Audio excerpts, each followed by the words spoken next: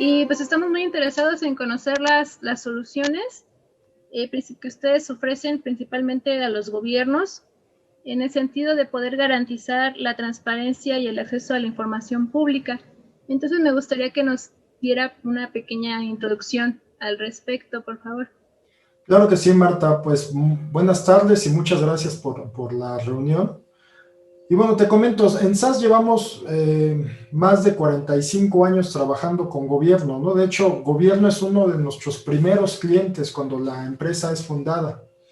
Trabajamos en 138 países con gobiernos locales y cerca de 700 secretarías, municipios e instituciones de gobierno, apoyándolos en diversos temas, ¿no? Durante estos 45 años, obviamente, hemos ido desarrollando mucha experiencia en los sectores específicos de gobierno y tenemos varias iniciativas con las cuales los podemos apoyar. Por ejemplo, y me puedes preguntar en cualquier momento, ¿no? Pero por ponerte algunos ejemplos, en el sector financiero de gobierno, pues una de nuestras principales soluciones tiene que ver con cómo identificar la ilusión y evasión del pago de impuestos, ¿no? Cómo identificar justamente el fraude de carrusel de facturación, en donde muchas empresas pues van diluyendo la cantidad de impuestos que tienen que pagar gracias a estos fenómenos de facturas falsas o de fraude, ¿no? De hecho, un caso de éxito que tenemos público es con Bélgica. Bélgica logró eliminar el 90 y, dame un segundo, es aquí lo tenía. El 95% del fraude de carrusel, que es este fraude de facturación entre empresas que existen y no existen para bajar justamente el monto de pago de impuestos, bueno, logró justamente prácticamente eliminarlo, y con esto tuvieron un ahorro de 100 billones de euros anuales, ¿no? Ese es uno de los ejemplos, por ejemplo, de lo que hacemos cuando estamos hablando con algún gobierno local, estatal o federal, y cómo podemos ayudarlos justamente para identificar cuando una empresa o una persona está haciendo acciones para eludir o para reducir el monto de impuestos que tiene que pagar, o cuando está haciendo fraude en el pago de los impuestos, ¿no? Otra parte muy importante podría ser, por ejemplo, en el sector de seguridad pública, ¿no? Durante varios años hemos estado apoyando a diversos gobiernos justamente en mejorar la actividad de investigación de las policías locales, estatales y federales. Esto es, nosotros reunimos toda la información de averiguaciones previas, todos los documentos que se generan en un ministerio público, y al reunir toda esta información y ver las personas que están relacionadas, analizar el texto justamente de cómo está describiendo la persona el crimen cometido, cuando ligamos, por ejemplo, la información de placas de vehículos, teléfonos, direcciones, nombres de personas, esto le permite a un investigador poder resolver los casos, ya sea de secuestro, de crímenes, mucho más rápido, ¿no? De hecho, una métrica que sí se tiene creada justamente con los departamentos de policía de Florida y es el de Florida y Delaware. Ellos, por ejemplo, han medido el uso del sistema y dicen, bueno, si yo pongo a un principiante, a un policía recién salido de la academia a investigar algo con este sistema, logro que esta persona tenga cerca de 30 años de experiencia, ¿no? O sea, logra el mismo resultado que una persona que lleva 30 años como investigador de crímenes, ¿no? Justamente porque logramos ponerle a su alcance en una pantalla muy visual, muy rápidamente, cómo se liga toda la información del teléfono, la persona, la placa del vehículo, por dónde pasó, o sea, toda esta información ligada nos permite justamente identificar crímenes muy rápidamente, ¿no? De hecho, hay un caso en Argentina donde logramos hacer esto con temas para secuestro, y logramos justamente reducir los tiempos de semanas a días para poder identificar dónde estaba una persona, por ejemplo, en una casa de seguridad, ¿no?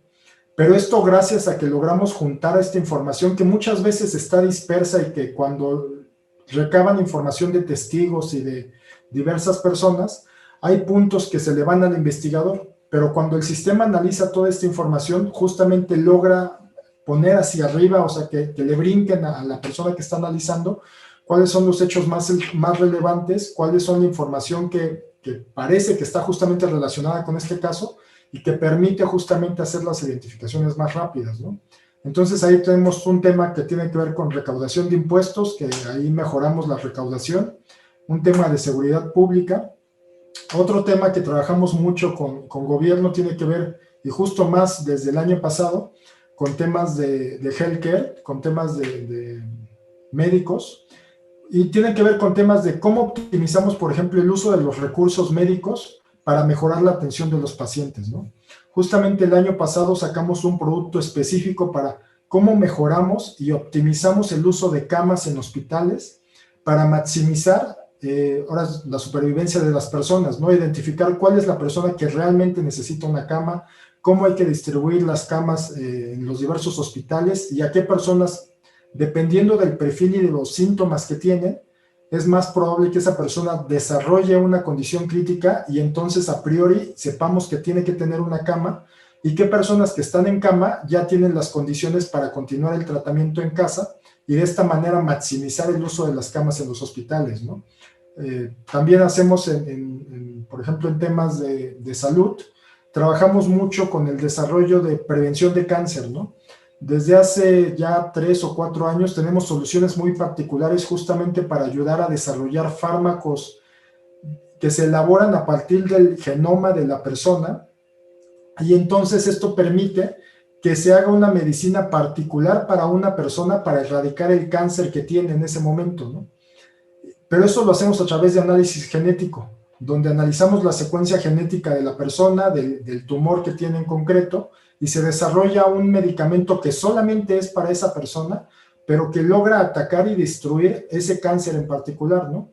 Eso ya hay varios hospitales en el mundo que están trabajando con nosotros justamente para resolver estos temas de cáncer, ¿no? Tenemos, por ejemplo, servicios de apoyo de seguridad social. También durante muchos años hemos trabajado en esto, que es cómo identificamos a qué personas hay que darles qué beneficios y en qué momento, ¿no? Porque obviamente, dependiendo de la población en la que estemos hablando, no todas las personas tienen el mismo nivel de pobreza, ¿no?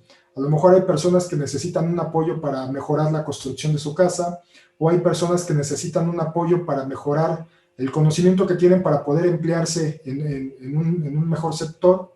Entonces, identificar cuál es la necesidad real de las personas depende de sus perfiles. Y nosotros justamente al analizar todo el conjunto de información de las familias, las personas y los apoyos sociales con los que se cuentan, pues logramos justamente definir, este es el tipo de apoyo que necesita esta familia en este momento, ¿no?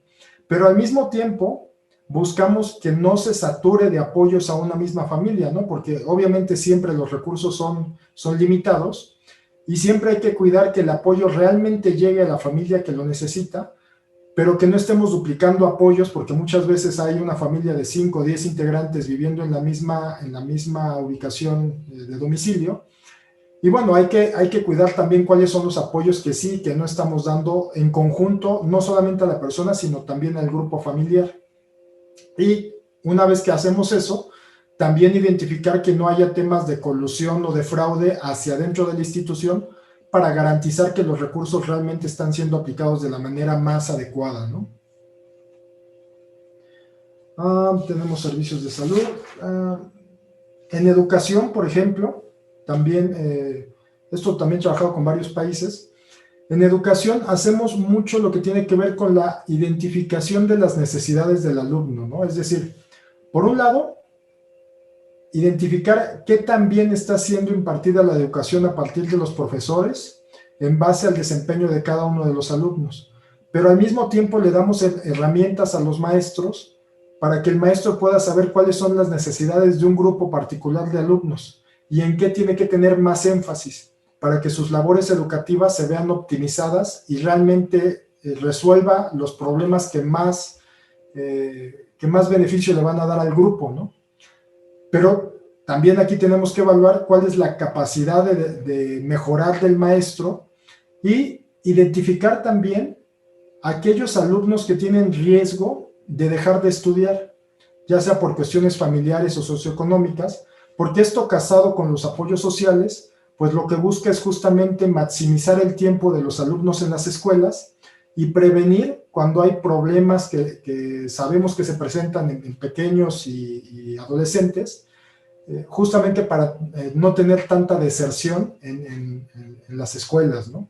Todo esto a través de técnicas de inteligencia artificial y de modelos analíticos que justamente nos permiten esto, ¿no? Nos permiten optimizar, nos permiten prever acciones que van a pasar o poder identificar comportamientos complejos.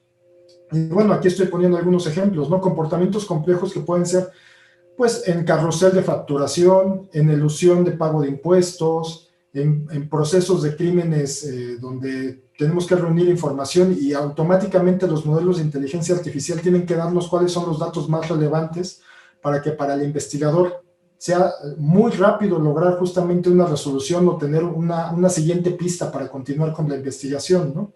O en estos temas de educación, donde también son patrones de comportamiento al final, que tienen que reunir características de los alumnos, del maestro, del grupo, de la escuela, para justamente mejorar y eficientar los procesos, ya sea en educación, recolección de impuestos, salud y muchos otros, ¿no? Y quizás uno más para mencionar, no son varias las cosas que hacemos en gobierno, es también los temas que tienen que ver con ciudades inteligentes, ¿no? Con ciudades inteligentes también trabajamos mucho los temas, por ejemplo, de optimización en las rutas de transporte, no solamente en el transporte gubernamental, de cómo por qué lugares tienen que ir para mejorar las rutas de transporte, sino también, por ejemplo, en las ciudades, cómo deben de organizarse los semáforos, los cruces en las avenidas para eficientar la cantidad de vehículos que pasan y reducir los minutos de espera en el tráfico, ¿no? Esta es otra de las cosas que hacemos con ciudades inteligentes, o ejemplos que tenemos, por ejemplo, con policías ya locales, donde el número de patrullas siempre es un número reducido, pero nosotros tenemos la capacidad de predecir dónde es más probable que ocurra un crimen, dependiendo de zonas de la ciudad, y entonces mandamos a ubicar patrullas en donde hay más probabilidad de que se presente un crimen a cierta hora en específico, en días en específico, ¿no? De esa manera, con la presencia policíaca, también se reduce la incidencia criminalística porque vamos justamente con pocas patrullas cubriendo la mayor área posible, y justamente esto da la percepción de que hay policía siempre en los lugares donde puede llegar a haber un crimen, y eso va reduciendo la incidencia de crímenes en la ciudad, ¿no? Con esto, digo, muy rápido, quería darte como un panorama rápido del tipo de cosas que hacemos en gobierno, Marta. Claro, muchas gracias. Estos sistemas analíticos que nos mencionan, ¿se pueden traducir también para presentarle al ciudadano la información en cuanto a cómo se utiliza el recurso público, cuáles fueron las compras y licitaciones, la buena administración en la recaudación también, y justamente también hacer este ejercicio proactivo, ¿no? De no esperar a que el ciudadano te pida la información, sino tú generar un modelo o una plataforma donde ya tú puedas consultarla, ¿no? Así es, de hecho tenemos algunos casos donde ponemos justamente en páginas de internet toda esta información disponible para el usuario en una interfase gráfica donde el usuario pueda consumirla automáticamente. Por ejemplo, en los procesos de licitación nosotros podemos ligar toda la información de la persona que está licitando, de la persona que lo está solicitando, de los dueños de las empresas, de los representantes legales de estas empresas, y mostrarles a los usuarios cómo estas personas están relacionadas, cuántas veces han sido asignado un contrato, históricamente cuánto se le ha asignado a cada uno de los proveedores. Toda esta información que tiene que ver ya sea con procesos de adquisición o, como comentas, a lo mejor con lo que tiene que ver con temas de salud o cómo se están usando los recursos públicos. Todo esto al final siempre es conjuntos de información que tenemos que unir y presentar de manera gráfica, y además que a través de los modelos de analítica y de inteligencia artificial le presentemos a las personas que están visualizando esta información lo que es más relevante, ¿no? Porque muchas veces en un mundo de información es muy fácil perderse y no tener claro cuál es la información sobre la que se tiene que buscar. En cambio, cuando tenemos un modelo que nos permite identificar qué es más importante y relevante, pues le permite justamente a los usuarios de estos sistemas que puedan ver la información más importante de primera mano, y una vez que vean algo que quieren investigar o que quieren saber más, que puedan dar doble clic, y entonces sí ver el detalle de cada una de estas transacciones o información que estamos presentando, ¿no? Y también me gustaría abundar un poco, próximamente, se estima que durante los próximos 10 años los gobiernos locales, hablando también de municipios, van a tener que adquirir o van a estar adquiriendo vacunas contra el COVID. Entonces, ustedes también pueden diseñar como una plataforma donde se vean cómo se está gastando en esta adquisición de vacunas. Sí, así es, podemos proveer justamente plataformas que permitan ver el gasto, cuánta población está siendo beneficiada con esto, pero además podríamos también, y de hecho son cosas que ya se tienen hechas, cómo hacemos una estrategia de distribución óptima en base a la población y a las características de la población de ese municipio, por ejemplo, en particular, ¿no? Porque cada municipio tiene diferentes grupos de edad, sexo, condiciones, algunos enfermedades que pueden complicar la situación por COVID.